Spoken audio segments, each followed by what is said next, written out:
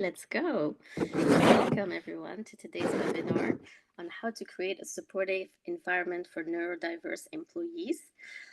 Before we begin, a few housekeeping points while we have people still joining us. I want to remind you all that this webinar is being recorded, and so we will circulate it upon ending if for some reason you have to leave or if for some reason you didn't make it today. Remember, you can use the chat function at the bottom of your screen to ask questions or to comment. You can also use the Q&A box. Just make sure you tick the anonymous box if you do not want to share any identifiable information. We'll have plenty of time for Q&A, but feel free to pop them as and when we're going. We want to make this as interactive as possible as well and have a really good conversation today.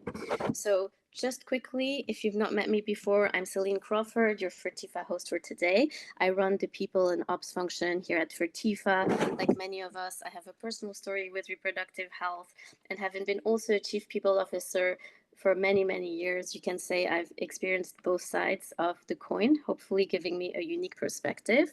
If you are new to Fertifa, I want to remind you we're Europe's largest reproductive health benefits provider. So we help employers like Meta and Lululemon support their employees throughout the entire reproductive health journey and now neurodiversity as well. And we want to create more inclusive workplaces, which is exactly what today's webinar is about, how to become neuroinclusive.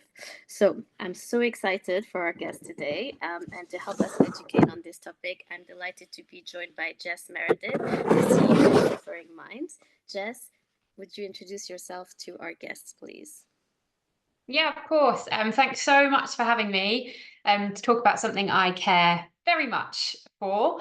So my name's Jess Meredith. My pronouns are she, her, and I'm a speaker, social entrepreneur, and a neurodiversity specialist. So as you said, I run a social enterprise called Differing Minds, and through that we work with workplaces, schools, universities, anywhere that wants us or will have us to talk about the power of our different brains and what everybody can do to play their part in making our workplaces and society more neuro-inclusive.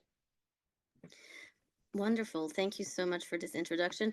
And thank you so much to Victoria, who posted in the chat. Apparently my microphone was making noise, so I've taken that off. Hopefully that's a little bit better. But do let me know if I'm not coming across clearly.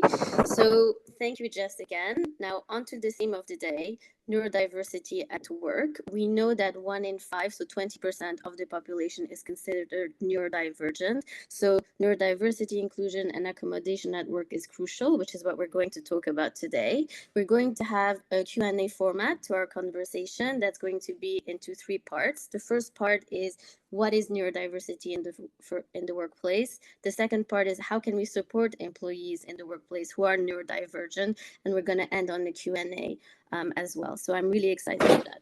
But before we begin, we love data at Fertifa, and so I am going to start with a little poll, if that's okay with you, which I'm not launching now.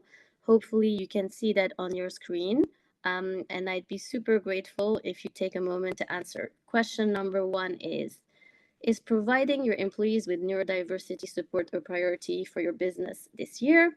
Question number 2, what level of neurodiversity support do you currently have in place? So the choices are, obviously for the first question, yes, it's a priority, not right now, or you already have it, which obviously would be wonderful if that's the case. And question number 2, do you already have it in place? You have a good level, you have some, you have very low. So I'll give you a couple of moments.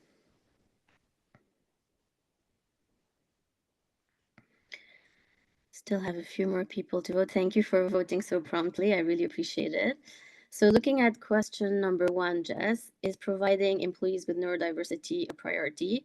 61% say yes, and 17% say they already provide some support. So we'd love to hear from those who do at the end in terms of questions or experiences that they've had. I think it's always great to hear what other people are doing. 22% are saying not yet, so maybe that's a good opportunity to consider it. And then question number 2, what level of support do you have? The majority is really between some and very low, which is good. So I always say, it's good to start. That's always the first step. And we can discuss a little bit more what that support can look like in different environments and some learnings that we've had. So thank you so much for participating.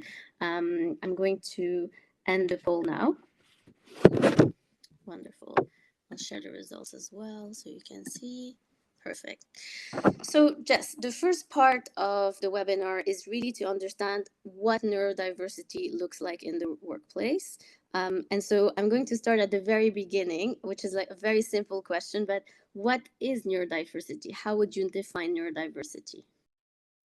Yeah, good place to start always. So I think there's a lot of misconceptions around the term, and it is sometimes viewed as being quite complex. But in reality, what we're talking about when we talk about neurodiversity is quite simply the diversity of our brains. So neurodiversity. So we all have unique brains, just like we have unique fingerprints. No two are the same. And what neurodiversity is saying is that that is a fact. So it's not that somebody has neurodiversity, which is what a lot of people kind of think. When we're talking about embracing neurodiversity and thinking about it, we are talking about embracing everybody, and regardless of their kind of brain type and their neurology. But what's really important to understand, especially for the point in time we're at the moment in society, is that whilst I would love us to work towards a time where everybody's brain is equally valued, understood, accepted, embraced, we're not quite there yet.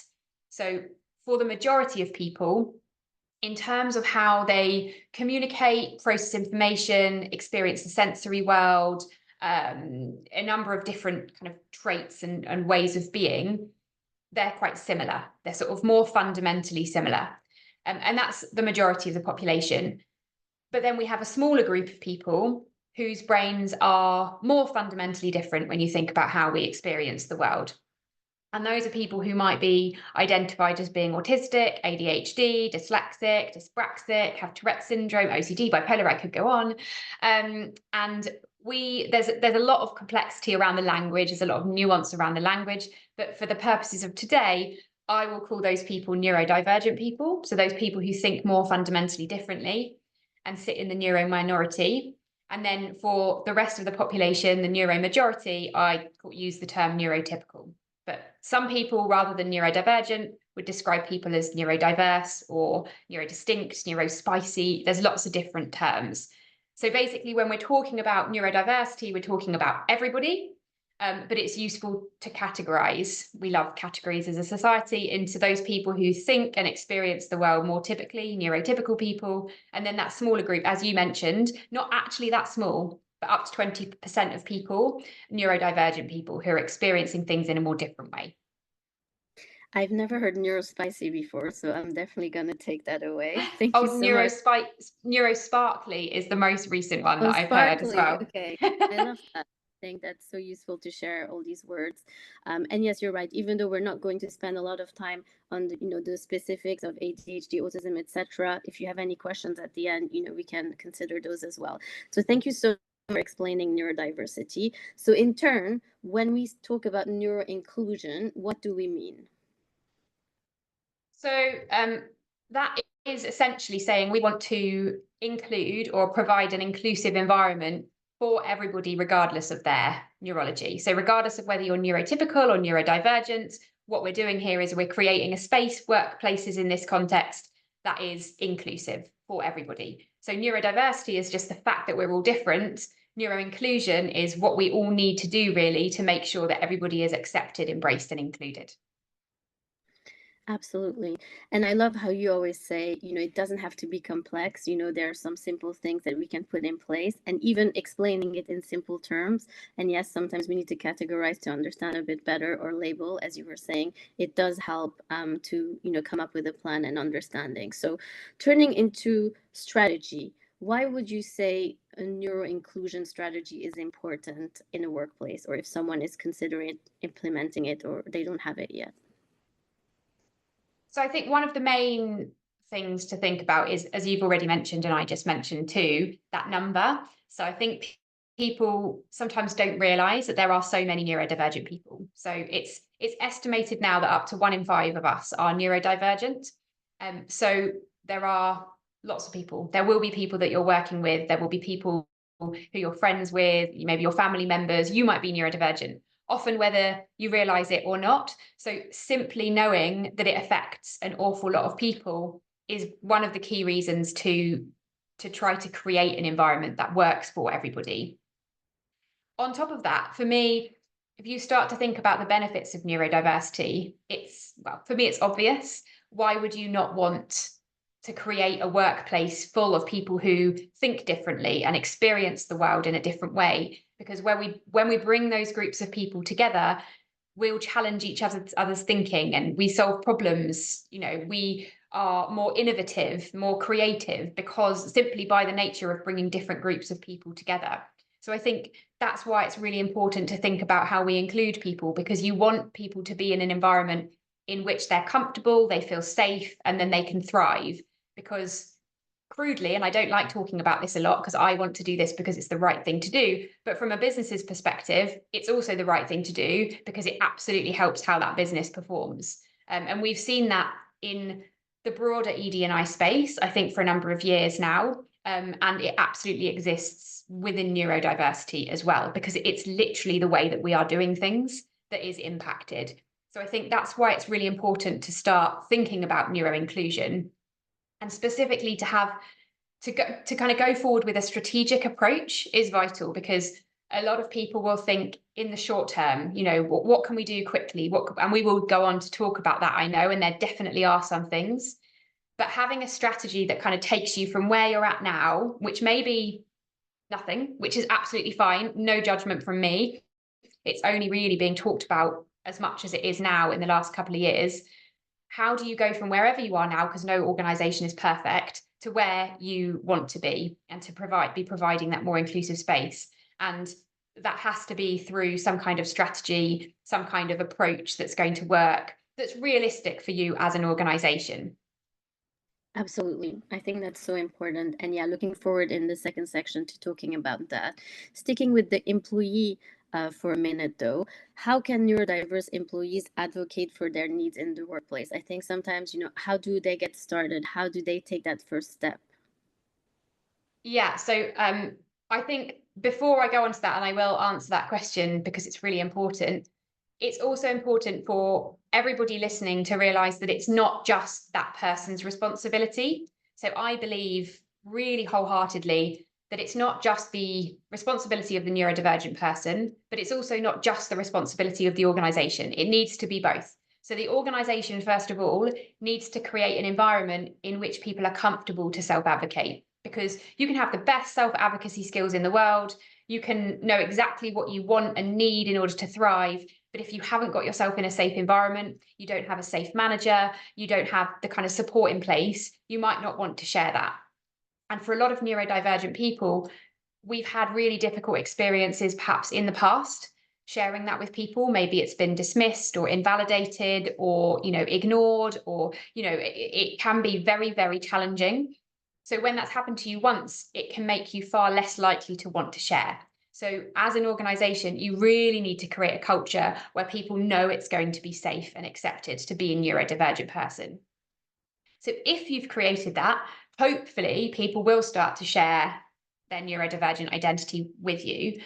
And if you are a neurodivergent person, some of the best things to do are to get a really good understanding of yourself. So the first step is to know, first of all, your strengths. So come at it from a strengths-based perspective, because us neurodivergent people are just like neurotypical people. We all have strengths and we all have things that we find challenging. But what we tend to do as a society when we think about being neurodivergent is we focus straight in on the challenges. What support does that person need? What can we do to help them? And even though it might be coming from a good place, what we're doing is just overdoing the negative all of the time. So as a neurodivergent person, that's naturally what you think about too. Oh, I find this difficult in this situation, or this environment doesn't work for me, or I can't do this. We all have strengths. So knowing what those strengths are is really fundamental, because then if you're going to speak to your manager or someone in HR or whoever it may be, and ultimately what you may be wanting to get from that conversation is some adjustments or some things that will support you. But if you lead with strengths, it's not just going to be a negative conversation. You can say, I am really, really good at X, Y, and Z, but I find this really challenging because of this situation, or because of this diagnosis, or because of the environment, whatever it might be. If you can help me to, work through some of those challenges, I'll be able to deliver on all of these strengths for you.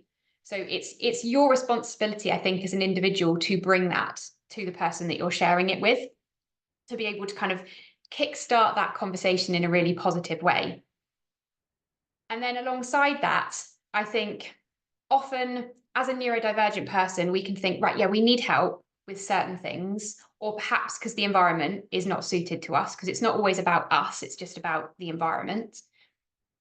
But we might be looking for our manager or for the HR person to come up with all of the ideas.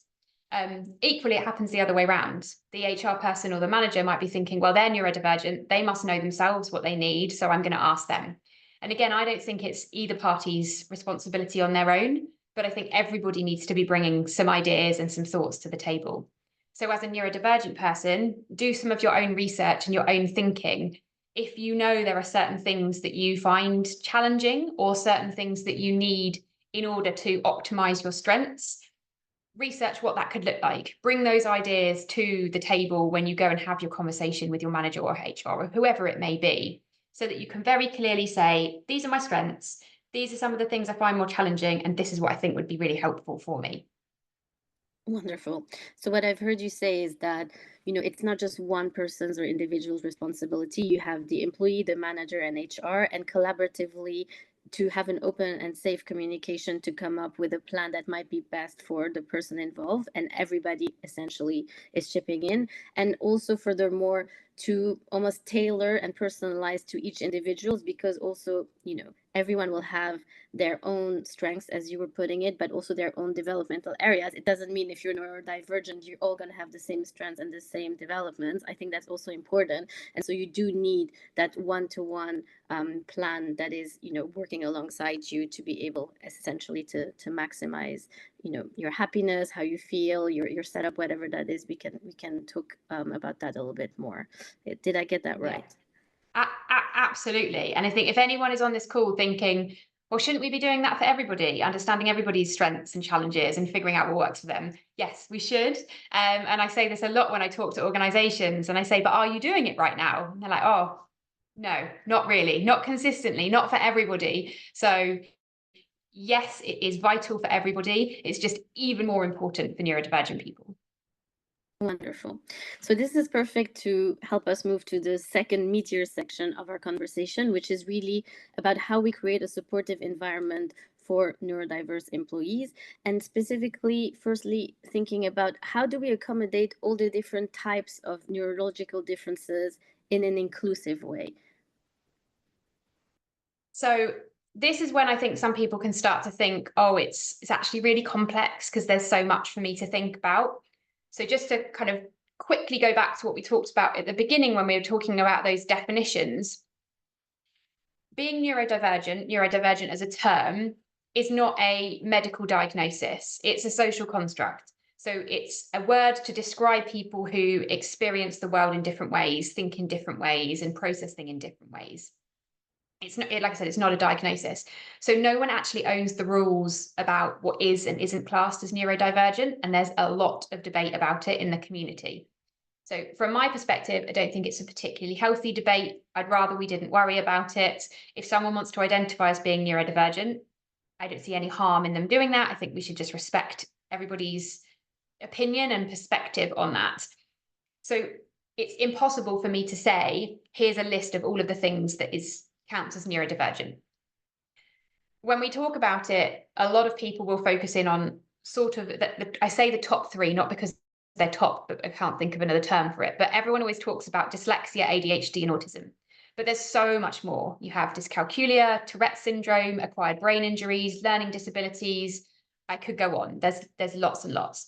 So often I find in organizations, people really want to care and they really want to be inclusive and accommodate people, but they're like, well, I don't really know how to do, where to start, because there's so much. And actually, if we go back to that beginning definition, all we're trying to do here is to support and include everybody. So don't worry too much about, oh, I don't understand what dysgraphia is, or I don't understand, all of these different things. Actually, you don't need to be an expert. And if you take one thing away from today's webinar, I want it to be that you don't need to be an expert. I don't think anyone can be an expert in every single one of those neurological differences, and they certainly can't be an expert in every individual that they'll ever come to work with that will be neurodivergent. So really, the way of tackling this is to treat people as individuals and try to understand people. And the first way that you can do that is to start asking them questions about themselves. So it's helpful to know if someone identifies as neurodivergent, but it's not necessary. Actually, we're just trying to understand that individual. And you can do that for everybody that you work with or everybody in your team if you're a manager. So you can just start to ask some questions about how they best work. And by understanding how they like to communicate, how they like to operate in meetings, or how they process information, whatever those things might be, you're understanding them as individuals, and then you're able to, where possible, tailor how you're working with them, perhaps alongside sharing those things about you. Because one of the ways that we can make people feel really comfortable to share is to first share ourselves. And I think if you do that, it normalizes the fact that we're all different, and it normalizes, yes, I need this in this way and you need it in that way. And it also enables us to have a conversation around what happens when there might be contradiction in those needs. Because this is, I think, what people get really scared about. Well, I can't start asking the question because what if this person needs this and this person needs that, and those two things aren't going to work together? Then I've opened up this can of worms and I don't know where to go. Actually, you can say, I want to understand you. I want to work in the best way as possible with you, but I also have my own needs. I have the needs of the business to consider and the needs of the rest of the team to consider. So where possible, I'm going to figure out how we can, accommodate your needs, meet your needs, but it's not always going to be possible. The majority of people are really accepting of that. We're not unreasonable people. So it's just about understanding people and figuring out what they want in order to thrive, so that we don't get caught up in, oh, what do I do if someone's autistic, and what are all of the reasonable adjustments I need to have in place for an ADHDer, because it can all be completely different. So at the heart of this is really understanding the individual. Yeah, absolutely.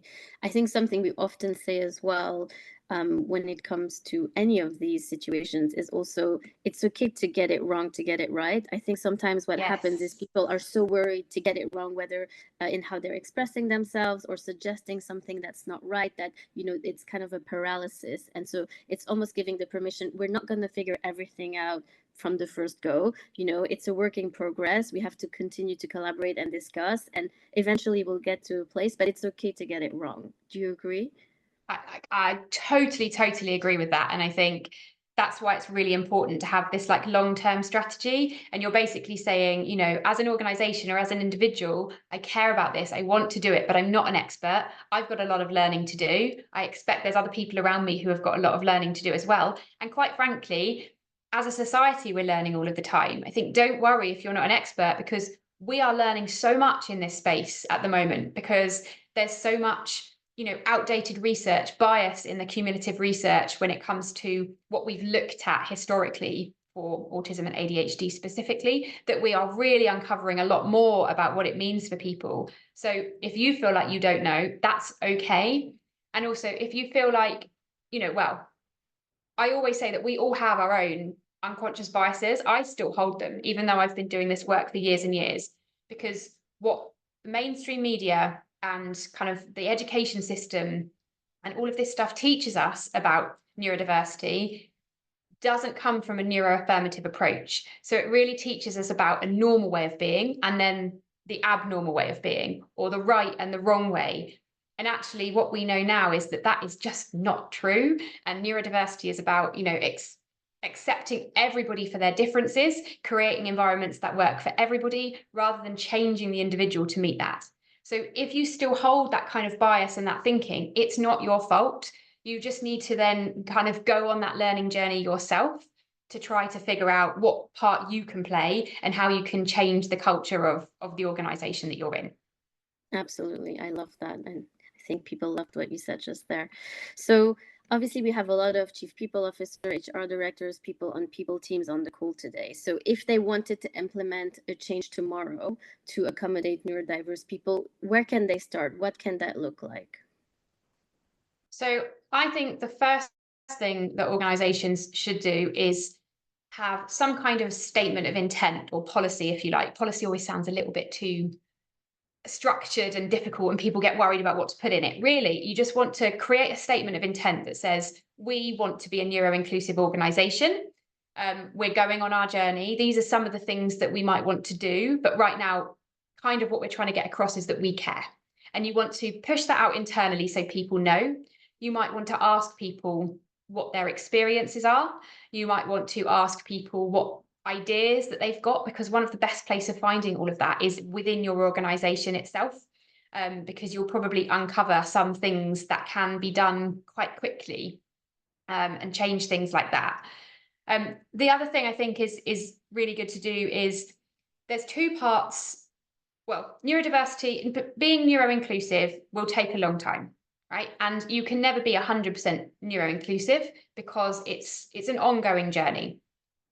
But there's two areas that I talk about a lot because I think it's so fundamental to how we work together that if you crack these two things, you're almost halfway there. And that's running meetings and communicating. Because we have so many meetings in businesses that if we kind of do those in a neuro-inclusive way, that's half of people's day often, if not more. And then if we start to communicate with people in a neuro-inclusive way, that can be incredibly powerful as well. So when we think about neuro-inclusive meetings, often we just don't realize that we run meetings in a way that don't work for neurodivergent people.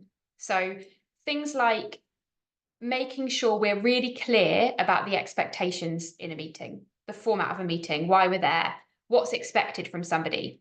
Because for a lot of neurodivergent people, specifically autistic people, but not only autistic people, there's a real need for clarity and expectations to be set.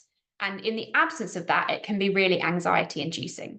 So something as simple as not putting a purpose or agenda into a meeting invite so that they don't really know what it's going to be about. They don't know if they're going to need to contribute or what's going to be discussed. It can be so anxiety inducing that they might not go to that meeting. They might go and then not be able to contribute particularly well. So having that communication up front that says, this is what this is going to be about and this is what we're going to need from you. Even if it's a session where you might just be generating ideas. So you don't want to have this really, really structured meeting. It can literally be purpose, generate ideas about X, agenda, introduction, idea generation, closing next steps. Then everybody knows what to expect. I'm not saying you need to write an essay every time you write a meeting invite, or don't put something like a catch up in somebody's diary. You want to actually be really clear what that is, what that's for. So preparation is really key. Asking people, how they want that meeting how they want to be able to contribute to that meeting. Some people will really want to just, if it's a virtual meeting, come off mute, share their opinion. Some people might want to kind of raise a hand so that they know that they're going to be asked. Some people might want to put things in the chat. There's lots of things like that. So have a lot more thoughts and ideas on neuro-inclusive meetings. But in general, if you want to try to get something right, looking at how you're running meetings is really key. And then secondly, as I mentioned, communication. Communication is such a key part of our everyday work lives for the majority of us, whether it's kind of communicating what somebody needs to do in a team, whether it's working together with somebody to figure something out. We're always communicating. And we're so used to really just doing it in the way that works for the majority or the way that works for us, that actually understanding how others like to be communicated with and then trying to do that where possible can be really, really powerful. So if you have people that you're working with, people in your teams, simply asking them if they have communication preferences can be really useful. And so by that, I mean, if I needed to tell you something, would you prefer me to just drop by your desk and tell you? Would you prefer me to call you and tell you? Would you prefer me to write it in an email and tell you? Because for some autistic people, things like unexpected phone calls can be really, really difficult to handle, really uncomfortable, really anxiety inducing. to the point where they just won't take them. And if you don't know that about people, you might be getting really frustrated that they're not answering the phone to you, or they might be getting really frustrated that you keep calling them and creating this anxiety. And actually, that could be being done very innocently. So asking people what their preferences are, trying to talk about communication, and generally making it as clear as possible. So removing as many as possible. I know it's hard. Acronyms, jargon, metaphors, colloquialisms, all of these things that overcomplicate our language. When for a lot of neurodivergent people, we need really clear, really concise, really succinct information. So there's obviously lots to do, and there's tons of quick wins actually, but I think those kind of things can really help get you started. And as you said, even if you're not going to get it right first time, if you're asking people and you're talking to them about why you're trying to make these changes, that can be such a huge step in the right direction. And it may be that you actually have to go off in a slightly different direction if you're not getting it right, but you've started out and you've kind of started getting some of that information from people and changing some of the ways in which you work. Wonderful.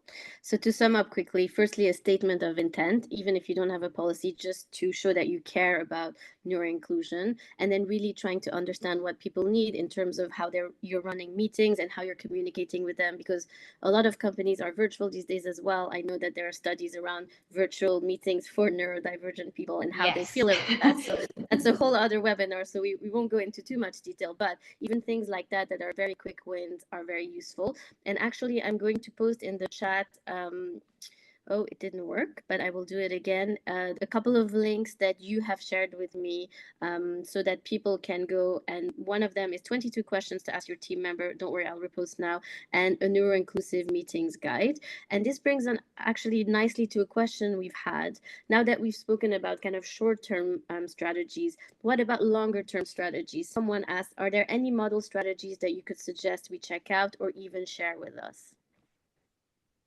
Yeah, so I think in the long term, it's much more around embedding it into the culture.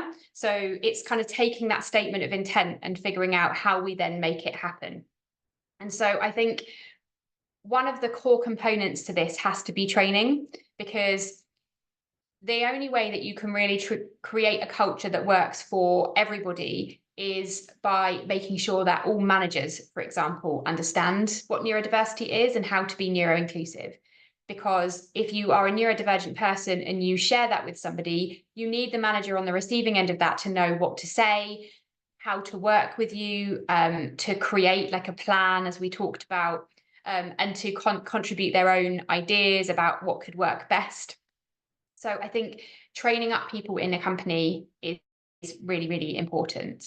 And one of the challenges I see in organizations at the moment is around scaling that training or scaling neuro inclusion.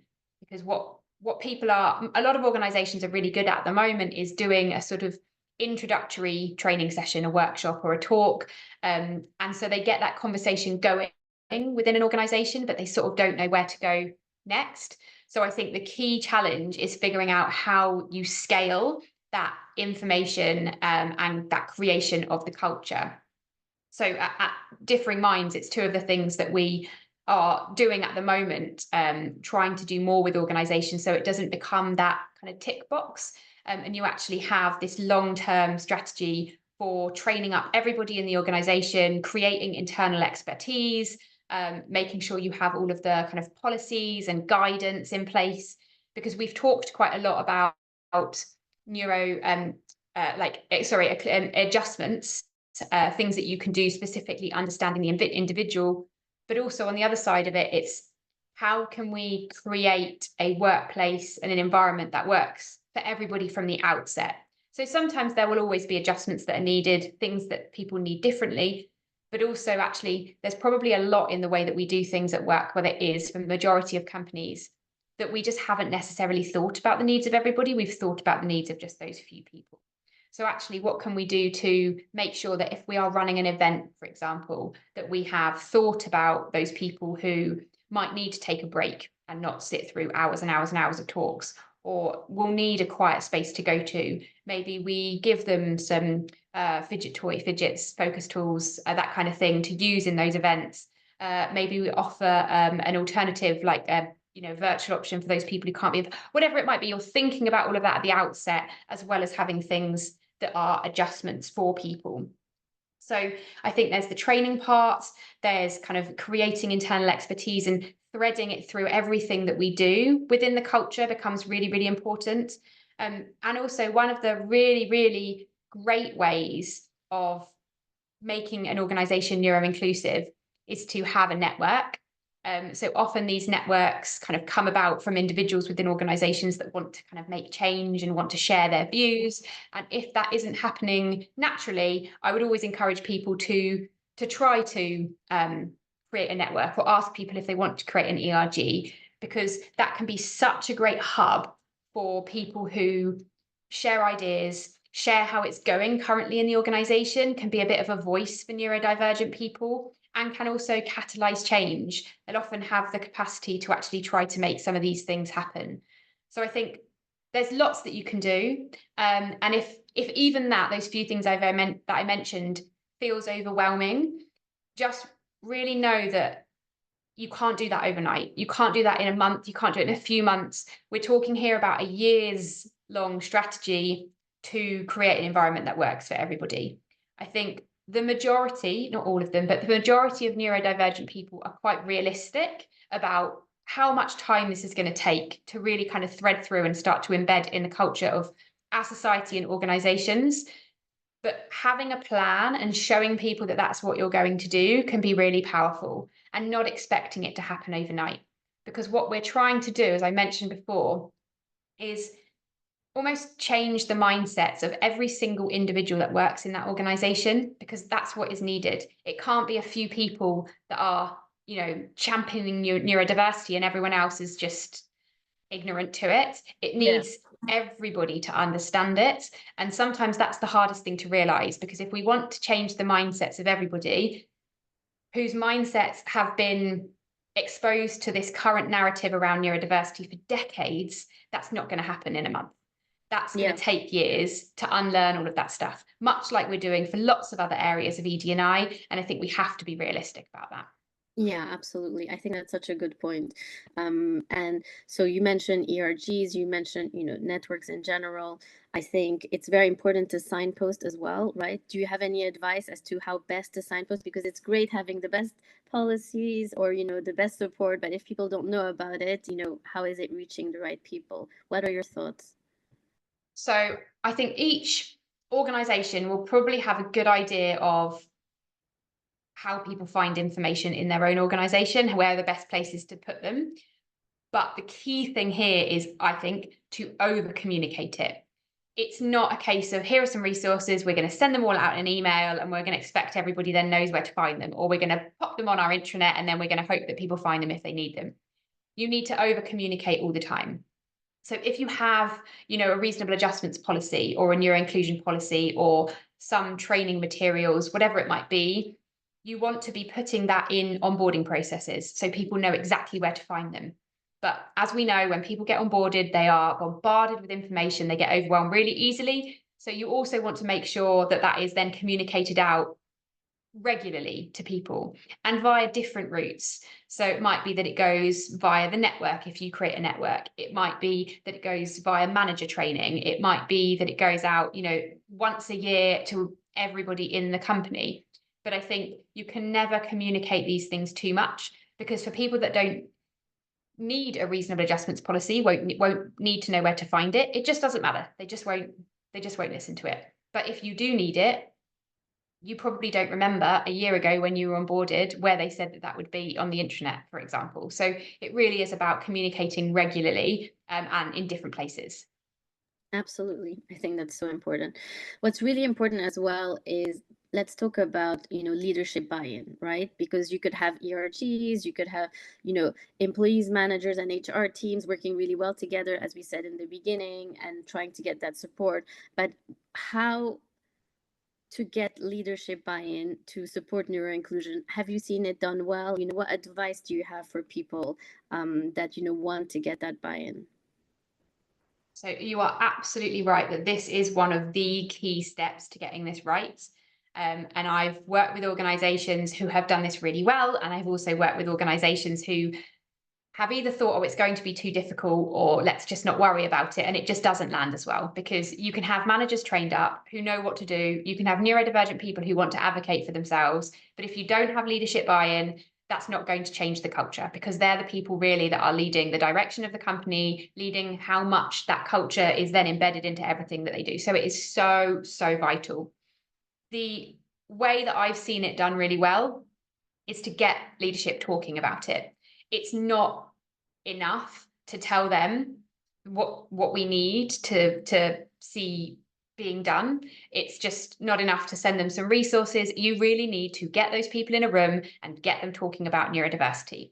And what will inevitably happen is you will have one person at least in that group of leaders who has some kind of personal connection to neuroinclusion and the neurodiversity space, whether they have a child, whether they're neurodivergent, whether their cousin is. They will have a connection, someone. It's happened every single time I've led a session with leaders, and that then opens up the conversation.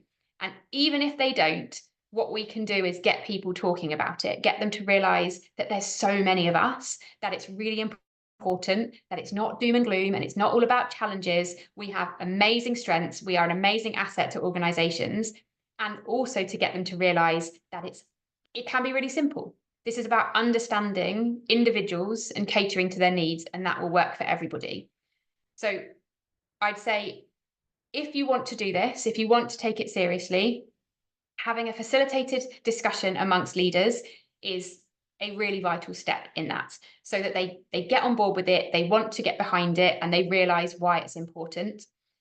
But you also want to share with them in that session and beyond that this is not overly complicated. It doesn't need to be really complex. It can be quite simple.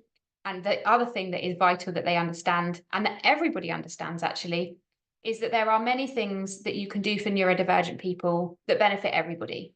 There's not that many adjustments that you might want to put in place that are going to negatively impact other people. In fact, often it's actually really beneficial. So when I talked before about the information about meetings, who isn't going to want that? I mean, there might be a few. There might be some people that like showing up and having no idea what's going to happen, but the majority of people are going to want that structure. They're going to want that communication, and it's going to benefit everybody. So when you get your head around that, this all just becomes so obvious that it's something that you would want to do. I think that's so important. I think also coming back to the leadership quickly, I think it's great having ERGs and having champions, but also I know from experience that sometimes people don't want to be the token neurodivergent, person in the organization. And they shouldn't have to be, right? I think it's great that they help galvanize things and create a momentum, but they don't have to carry the burden of the neurodiversity strategy of a company. And so that's why I think leaders have to step in and really show the support. 100% right. And this is what happens all the time, as I'm sure you're aware, in the ED&I space. We get people who want to create change, whether it's neurodiversity or a different aspect, and they're doing it on the side of their desk. They're doing it in their own time. They feel the weight of the world. They're often experiencing that discrimination and that challenge within the organization themselves, and it shouldn't be their responsibility. Yes, they can play a really key role, but it is ultimately the leader's responsibility. And I think often they just haven't thought about it. Often when you get leaders in a room like that, there are some, but there are not many people who just frankly are like, this isn't important, I don't care, I don't want to do this. It's just that they haven't realized how important it is. So I think it's really good to get them talking. And best case scenario, you have a leader and they're like, I'm neurodivergent. I haven't felt the need or the ability to say anything before, but here I am. I'm ready to share my story. And that can have a hugely positive impact on an organization.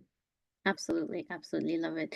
I'm just conscious of time. I could speak to you for hours about this, but I just want to make sure I get one more question in, which I think just from an HR perspective is very important and people will encounter it on a day-to-day. And then I'll open it to Q&A.